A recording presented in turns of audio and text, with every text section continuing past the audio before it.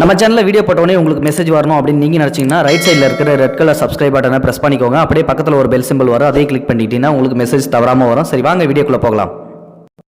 வணக்கம் நண்பர்களே. பெரம்பலூர் மாவட்டத்தைச் சேர்ந்த பெண் போலீஸின் பெயர் தான் அம்பிகா.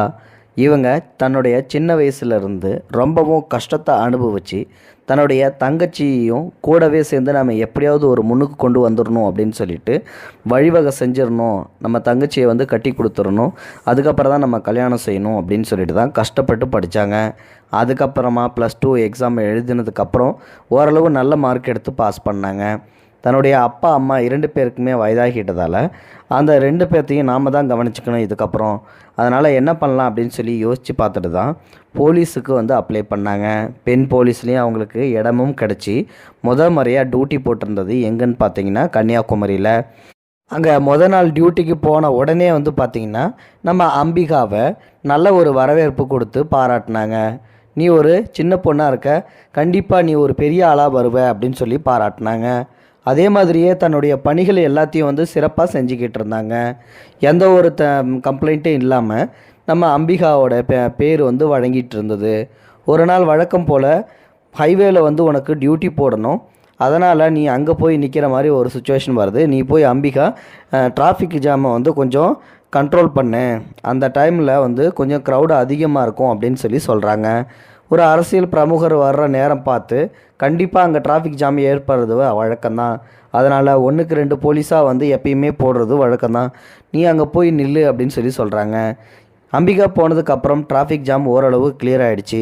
ஆனால் அவங்க போய் இறங்கின இடம் தான், அதாவது வந்து அவங்க வேலை பார்க்குற இடம் தான் ரொம்பவே மோசமான இடம்.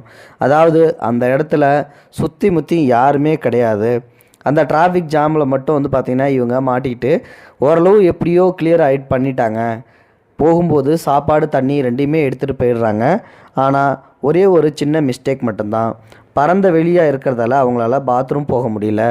திடீர்னு அவங்களுக்கு எமர்ஜென்சியாக பாத்ரூம் போகணுன்ற ஒரு சுச்சுவேஷன் வருது. இப்படிப்பட்ட பரந்த வெளியில் காரு பஸ்ஸு அப்படி இப்படின்னு சொல்லிட்டு நிறைய வாகனங்கள் வந்து போகிற இந்த ஒரு பரந்த வெளியில் நாம் எப்படி பாத்ரூம் போகிறது அப்படின்னு சொல்லிட்டு தவிச்சிக்கிட்டு இருந்திருக்காங்க.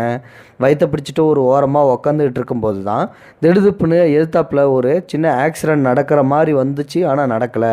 என்ன நடக்குது அப்படின்னா, ஒரு கார் ஒன்று ஒரு லாரி மேலே வந்து மோதுற மாதிரி போயிட்டு அப்படியே கிராஸ் பண்ணி போயிடுது.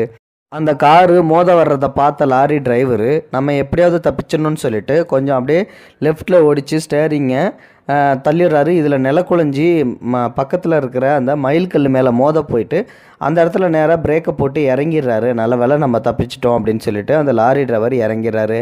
இறங்கிட்டு வேறு ஏதாவது வந்து ஆக்சிடெண்ட் நடந்து ஏதாவது வந்து கிராச் ஆகிருக்கா அப்படின்னு சொல்லிட்டு பார்க்குறதுக்காக சுற்றி முற்றி லாரி டிரைவர் வந்து பார்க்குறாரு, லாரிக்கு ஏதாவது சேதம் அடைஞ்சிருக்கா அப்படின்னு சொல்லிட்டு. அந்த ஒரு நேரம் தான் சரி ஒன்றும் இல்லை நம்ம போகலாம் அப்படின்னு சொல்லிட்டு முடிவெடுத்து லாரிக்குள்ளே ஏறுறதுக்கு முயற்சி பண்ணுறாரு.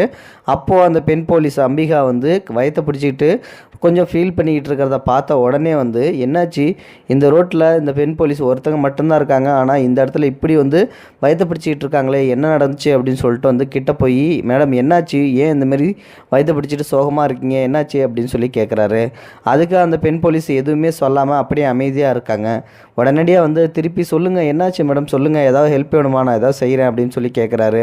அதுக்கு அவன் அதெல்லாம் ஒன்றும் வேணாம் அப்படின்னு சொல்லிட்டு வந்து சொல்லி தட்டி கழிச்சிடுறாங்க. வயிற்ற பிடிச்சிட்டு உட்காடுறாங்க அப்படின்னாங்கன்னா இவங்களுக்கு ஒன்று பசியாக இருக்கணும், இல்லாட்டி மாதவிடாய் பிரச்சனையாக இருக்கணும், இல்லாட்டி பாத்ரூம் போகிற மாதிரி இருக்கணும்.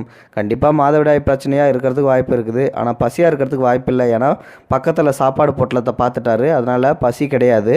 ஸோ மாதவிடாய் பிரச்சனையாக இருக்கணும், இல்லாட்டி பாத்ரூம் போகிறதா இருக்கணும். அதனால் நம்ம எப்படியாவது வந்து இவங்களுக்கு ஹெல்ப் பண்ணணும் அப்படின்னு சொல்லிட்டு மனசுக்குள்ளேயே நினச்சிக்கிறாரு.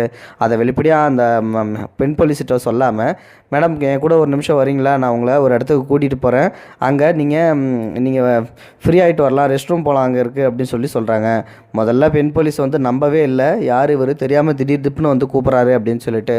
அதுக்கப்புறம் வந்து அந்த டிரைவரு, ஏமா என்னை பார்த்து இப்படி தப்பாக நினைக்காதீங்க, நான் வந்து உண்மையிலுமே உங்களுக்கு ஹெல்ப் பண்ணுறதுக்கு தான் வந்து வந்திருக்கேன், நீங்களும் எனக்கு வந்து பொண்ணு மாதிரி தான், உங்கள் வயசில் எனக்கு ஒரு பொண்ணும் இருக்குது, என் பொண்ணாக இருந்தால் அந்த இடத்துல நான் இந்த மாதிரி இருந்தேன்னா தவிக்க விட்டுட்டு போனால் அந்த ஆண்டவன் கூட என்னை மன்னிக்க மாட்டான், தயவு செஞ்சு வாங்க, உங்களுக்கு நான் ஹெல்ப் பண்ணியே ஆகணும் அப்படின்னு சொல்லிட்டு அந்த லாரி டிரைவரு உடனே அந்த பெண் போலீஸை கூட்டிகிட்டு ஒரு இடத்துக்கு போகிறாரு. பக்கத்தில் வந்து ஒரு பெட்ரோல் பங்க்கு பக்கத்தில் ஒரு பப்ளிக் டாய்லெட் ஒன்று இருக்குது, அந்த டாய்லெட்டில் கொண்டு போய் விட்டுட்டு நீங்கள் ரெஸ்ட் எடுத்துகிட்டு அதுக்கப்புறம் ஃப்ரீனஸ் ஆகிட்டு நீங்கள் போகலாம் அப்படின்னு சொல்லிட்டு வந்து சொல்லிவிட்டு அங்கேருந்து போயிடுறாரு. கடைசியாக அந்த அவருடைய பேரை கூட வந்து சொல்லாமல் அங்கேருந்து போகவும் உடனடியாக வந்து நம்ம அம்பிகா மேம் என்ன பண்ணுறாங்க அப்படின்னா தன்னுடைய முகநூல் பதிவில் எனக்கு இந்த மாதிரி ஒரு நாள் ஒரு இன்சிடெண்ட் நடந்துச்சு. அப்போது எனக்கு வந்து எங்கள் அப்பா மாதிரி இருந்த ஒரு லாரி டிரைவர் தான் என்னை வந்து காப்பாற்றினார்.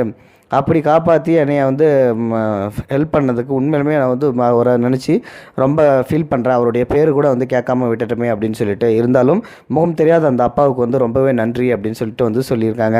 முகம் தெரியாத யாருக்குமே வந்து நன்றி செய்கிறது உண்மையிலுமே கடவுளுக்கு சமமான வந்து ஒரு குணம் தான். இந்த குணத்தை எல்லோருட்டுமே இருந்தது அப்படின்னா கண்டிப்பாக அவங்களுடைய வாழ்க்கை வந்து சிறப்பாக அமையும்.